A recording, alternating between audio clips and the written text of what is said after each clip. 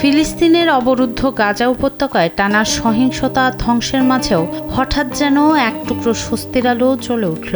দীর্ঘ ৩ বছরের বেশি সময় ধরে চলা বিপর্যয়ের ভেতরেই ৩০০ যুগলের গণবিয়ে হয়ে উঠল এক অন্যরকম আনন্দের উপলক্ষ।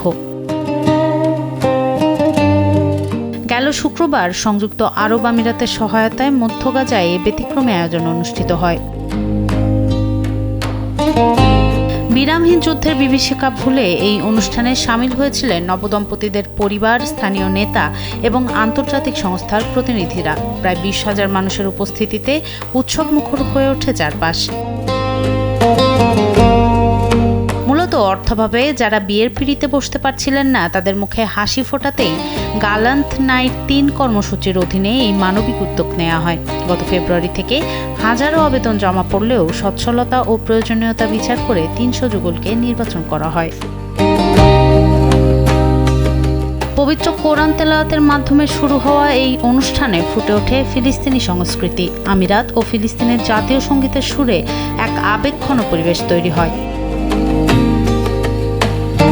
বিয়ে সম্পন্ন করার পাশাপাশি নবদম্পতিদের হাতে তুলে দেওয়া হয় প্রয়োজনীয় উপহার ও আর্থিক সহায়তা। মৃত্যুপুরীর বুকে এই গণবিয়ে কেবল একটি অনুষ্ঠান নয়, বরং যুদ্ধের ক্ষতবিক্ষত হৃদয়ে এক পশলা শান্তির বৃষ্টির মতো ছিল। সনম সিদ্দিকী, কালবেলা।